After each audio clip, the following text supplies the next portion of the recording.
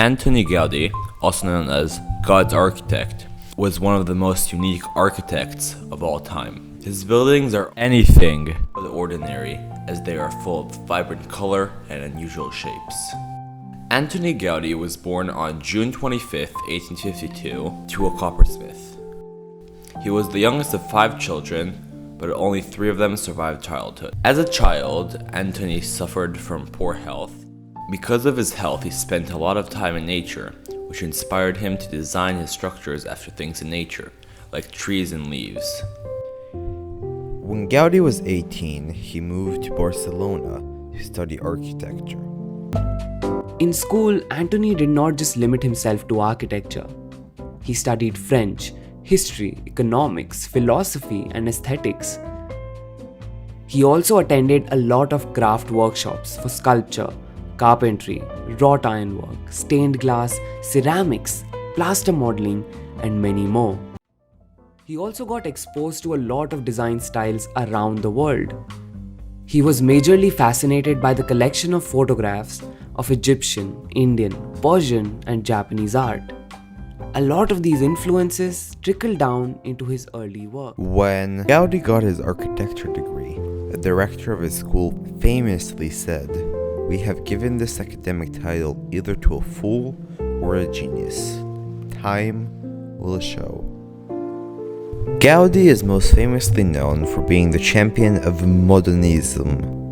Modernista architecture can be characterized by the use of a curve over a straight line, organic and botanical shapes, bright colors, a disregard of symmetry, and a wide use of symbolism.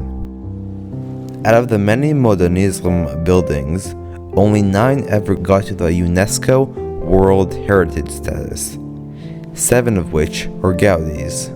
The UNESCO World Heritage status is one of the most important awards that can be granted to a structure or a building. Gaudi's most craziest and most famous work is the Sagrada Familia. The Basilica de la Sagrada Familia, otherwise known as the Sagrada Familia, is the largest basilica in Spain and the 47th largest church in the world. The pillars of the giant basilica resemble trees, and their trunks are made from different colorful stones that Gaudi himself picked out. On the exterior of the basilica, Gaudi created 3 different facades, each symbolizing a different part of Jesus. His life, which is the Nativity facade, his resurrection, the Passion facade, and his eternal glory, the Glory facade. Each facade includes a lot of little sculptures of different parts of the Bible that represent its theme.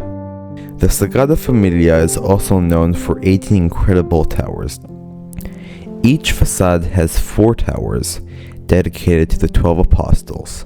There are 6 additional towers, 4 of whom are dedicated to the 4 evangelists, Matthew, Mark, Luke, and John, while the other 2 are dedicated to Jesus and his mother Mary.